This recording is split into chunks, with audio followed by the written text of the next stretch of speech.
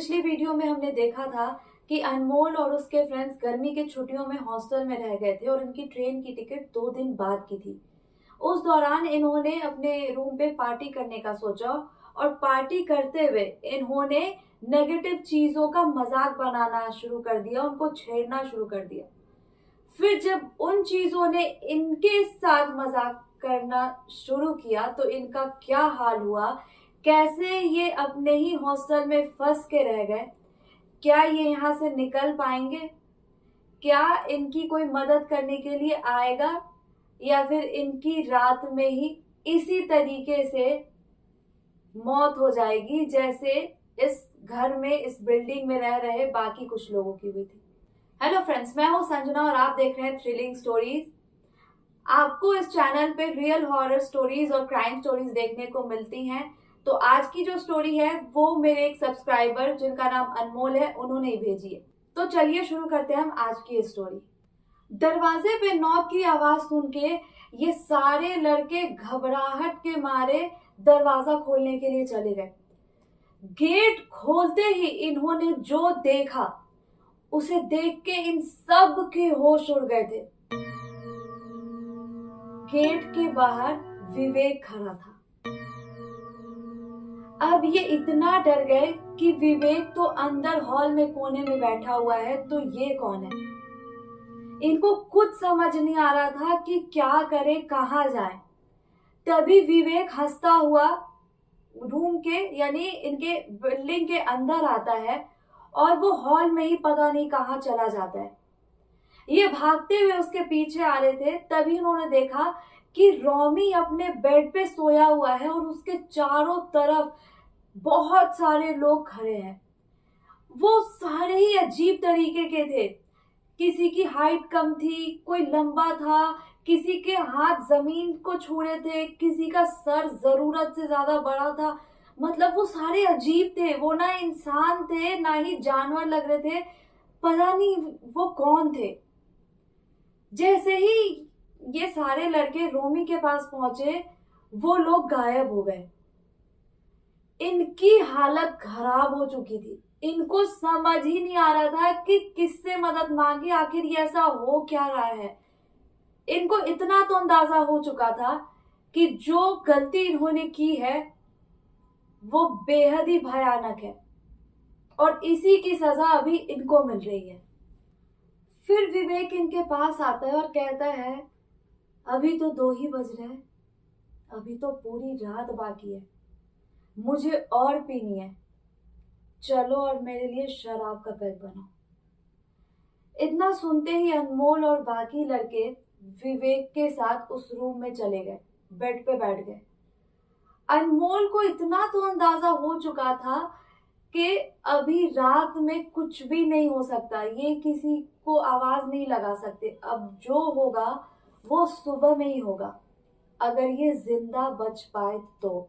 तभी विवेक ने कहा कि लाइटें बंद करो। रोमी जो नींद में अपने बेड पे सोया था वो अचानक से उठा और बेड, इस रूम की और हॉल की लाइटें बंद कर दी। ये देख के सबको मालूम हो चुका था कि रोमी भी इसके वश में है। अब वो जो भी नेगेटिव एनर्जी थी पहले रोमी के ऊपर हावी थी, अब विवेक के ऊपर, यानी वो एक एक करके सारे लड़कों के ऊपर अपना खेल दिखा रही थी। अभी तक तो सिर्फ ये 2 ही थे, आगे चल के पता नहीं कितने लोगों के ऊपर वो अपना खेल दिखाने वाला था। इन्हें साफ महसूस हो रहा था कि हॉल में अंधेरे में कोई तो है जिनकी अजीब अजीब आवाजें इनको सुनाई दे रही थी। अंधेरे में विवेक का चेहरा और भी ज्यादा भयानक हो गया था, मानो कि ये विवेक का चेहरा था ही नहीं। विवेक की आवाज भी बदल चुकी थी। तभी विवेक कहता है, रोनित मुझे प्यास लगी है, जा मेरे लिए पानी लेके आ। रोनित डरा हुआ था, उसने डर के मारे मना कर दिया। तभी विवेक ने दोबारा कहा, तुझे सुनाई नहीं दे रहा है, जाके मेरे लिए पानी लेके आ। रोनित डरता हुआ आकाश से कहता है, आकाश भाई मुझे डर लग रहा है, मैं अकेले नहीं जाऊंगा, प्लीज तुम चलो मेरे साथ। आकाश ने साफ मना कर दिया क्योंकि उसे हॉल में वही अजीब चेहरे वाले लोग दिखाई दे रहे थे और अजीब अजीब आवाजें सुनाई दे रही थी। आकाश ने भी मना कर दिया। तभी विवेक गुस्से में उठता है और रोनित को जमीन पे पटक के कहता है कि तुझे समझ नहीं आ रही मेरी बात एक बार में। और इतना कहते ही विवेक बेहोश हो जाता है। फिर रोनित उठता है और आकाश का बाल पकड़ के घसीटते हुए उसको हॉल में लेके जाता है और कहता है तू मेरी बात नहीं मानेगा, मैं जो कह रहा हूँ तुझे समझ नहीं आ रही है। और वो दोनों हॉल में अंधेरे में चले जाते हैं। अब इस कमरे में 3 लोग रह गए थे, या यूं कहे 4 लोग रह गए थे, जिसमें रोमी अपने बेड पे सोया हुआ था, विवेक जो बेहोश होके नीचे गिरा था, और अनमोल और शुभम। अब तक रोमी और विवेक के ऊपर ये हावी थे, अब रोनित भी। अचानक विवेक उठता है और कहता है अब तुम 2 रह गए, चलो मेरे लिए जल्दी से शराब बनाओ। तभी शुभम कहता है कि भाई भाई विवेक, तू ऐसे मत डरा हमें, और देख अब शराब खत्म हो चुकी है, बोतल बिल्कुल खाली पड़ी है, मैं कहाँ से तेरे लिए शराब बनाऊं, शराब खत्म हो गई है। विवेक घबराता हुआ गुस्से में पता नहीं अजीब अजीब आवाजें निकालते हुए वो हॉल की तरफ चला जाता है। करीब 20-25 मिनट तक हर जगह सन्नाटा फैल गया। तभी अचानक रोमी उठता है और अपना सिर पकड़ के शुभम और अनमोल से कहता है, भाई मेरे सर में बहुत तेज दर्द हो रही है यार, शायद हैंगओवर हो गया है, प्लीज एक काम करो, एक पैक जल्दी से बना दो यार, मुझे हैंगओवर उतारना है अपना। तभी अनमोल कहता है कि भाई शराब तो खत्म हो चुकी है। तो रोमी कहता है, तुम लोग पागल हो क्या, इतनी सारी बोतल लेके आए थे हम, शराब कैसे खत्म हो गई, और बाकी लोग कहाँ हैं? और एक बात बताओ, तुम लोगों ने ये अंधेरा करके क्यों रखा हुआ है? मुझे बहुत तेज भूख भी लगी है यार, कुछ खाने के लिए दे दो। मतलब अभी थोड़ी देर पहले ही रोमी जानवरों की तरह 10-10, 20-20 रोटियां खा रहा था, चिकन खा रहा था, और अब दोबारा ही उसको भूख लग गई। अनमोल घूर के उसके तरफ देखता है, फिर कहता है कि भाई वो लोग तो शराब लाने गए, लेकिन एक बात बता, तू तू तू ठीक है? तब रोमी कहता है, मैं ठीक हूँ? क्या मजाक कर रहे हो यार तुम लोग? क्या हुआ है? और तुम दोनों के चेहरे का ये रंग कैसे उड़ा हुआ है? कोई मुझे बताएगा, गए कहाँ सब? तभी अनमोल और शुभम रोमी को सारी बातें बताते हैं। रोमी एकदम गुस्से में अनमोल का कॉलर पकड़ के कहता है, साले तू ही था, तेरे ही वजह से ऐसा कुछ हुआ है, ना तू इन चीजों का मजाक बनाता और ना ऐसा कुछ होता। देख तेरे एक बेवकूफी के चलते हम कहाँ फंस गए। अब तूने हमें ऐसा फंसाया, अब तू ही निकाल, मैं नहीं जानता। तूने ये क्या कर दिया अनमोल? प्लीज यार, मुझे बहुत डर लग रहा है, मुझे मुझे मुझे इस बिल्डिंग से बाहर निकाल ले भाई। इस कमरे में अब 3 लोग रह गए थे, अनमोल, शुभम और रोमी, और बाकी के 3 विवेक, रोनित और आकाश हॉल में अंधेरे में बैठे थे। तभी अचानक अनमोल की नजर अपने कलाई पे पड़ती है, जहां पे उसके मामा ने वो कलावा बांधा हुआ था। उसको अचानक से याद आया और उसने कहा, भाई देखो एक काम करते हैं, सबसे पहले तुम लोग मेरे पीछे पीछे आओ। अनमोल आगे चल रहा था, उसके पीछे रोमी और शुभम थे। अनमोल जो मेन गेट है, मेन गेट के बगल में एक उनका मंदिर का छोटा सा रूम था, वो उसमें चला गया, और बाकी ये दोनों भी पीछे पीछे अनमोल के साथ उस मंदिर के रूम में चले गए। तभी अनमोल कहता है कि भाई देखो, अभी रात हो रही है और हमें नहीं लगता अभी हमारी कोई मदद करेगा। हम पहले भी देख चुके हैं कि जैसे हमने दरवाजा खोला, बाहर विवेक ही खड़ा था, तो अभी बाहर निकलना खतरे से खाली नहीं है। एक काम करते हैं, हम यही मंदिर में रहते हैं, और जैसे ही थोड़ी रोशनी होगी हम किसी से हेल्प मांगेंगे। सब मान गए, और यकीन मानिए ये तीनों जब तक इस मंदिर में थे तब तक इनको मतलब ऐसा नहीं लग रहा था कि इनके ऊपर कोई अटैक कर रहा है। हाँ, बाहर इनको अजीब अजीब आवाजें सुनाई दे रही थी, जैसे कोई सामान उठा के फेंक रहा हो, कोई चिल्ला रहा हो, कोई चीख रहा हो, कोई शराब की बोतल जमीन पे फेंक रहा हो। रात भर ये तमाशा चलता रहा। अचानक उनकी आंख लग गई और वो मंदिर में ही तीनों बैठे बैठे सो गए। सुबह 6 बजे के करीब इनका दरवाजा किसी ने नॉक किया। तीनों की आंख एकदम से खुल गई। इन्होंने भागते हुए दरवाजा खोला तो देखा कि गार्ड है। इन्होंने ये तीनों बाहर निकल के गार्ड के पास गए और उनको सारी बातें बता दी। गार्ड का भी होश उड़ चुका था, वो एकदम डर गया। उसने बोला कि देखो बेटा, मुझे तो पता है, मैं यहाँ पे भले ही बहुत टाइम से हूँ, लेकिन मुझे पता है इस बिल्डिंग में कुछ गड़बड़ जरूर है। बाकी तीनों कहाँ हैं? अनमोल कहता है कि बाकी तीनों का मुझे नहीं पता, हम तब से गेट के पास वाले मंदिर के रूम में ही बैठे थे, हम अंदर गए नहीं और हमें जाना भी नहीं है। प्लीज आप हमारा सामान बाहर निकलवा दीजिए, हम अपने घर जाएंगे, हम अब यहाँ पे 1 मिनट भी और नहीं रुक सकते। अनमोल ने अपने मामा को कॉल किया। उसने अपने मामा को सारी बातें बता दी। उसके मामा का घर उसके हॉस्टल से बस थोड़ी ही दूरी पे था, मानो 25-30 मिनट की दूरी पे हो।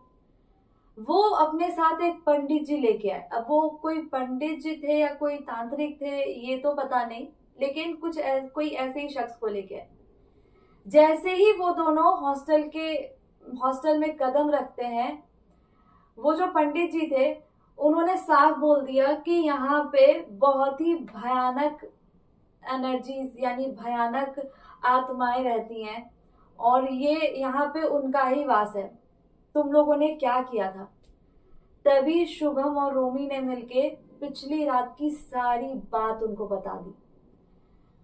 तांत्रिक जो वो पंडित जी आए थे वो बहुत गुस्सा हुए कि तुम लोगों को इतनी अकल नहीं है कि कभी भी इन चीजों के लिए मजाक नहीं करते, ना इन चीजों के बारे में कुछ बुरा बोलते हैं। और तुम लोगों को ऐसा बोला किसने? तुम्हें पता नहीं है कि शराब जैसी चीजों से ये ज्यादा अट्रैक्ट होते हैं और ये ज्यादा स्ट्रांग हो जाते हैं। तुम लोगों ने बहुत बड़ी गलती की है। इतना कह के वो अंदर गए और पीछे पीछे वो बाकी लोग भी थे, यानी अनमोल के मामा और बाकी गार्ड और ये तीनों। वो अंदर गए तो देखते हैं कि विवेक जमीन पे बेसुध लेटा हुआ है, यानी बेहोश है, और हॉल में चेयर पे दोनों रोनित और आकाश चुपचाप सिर झुका के बैठे हैं।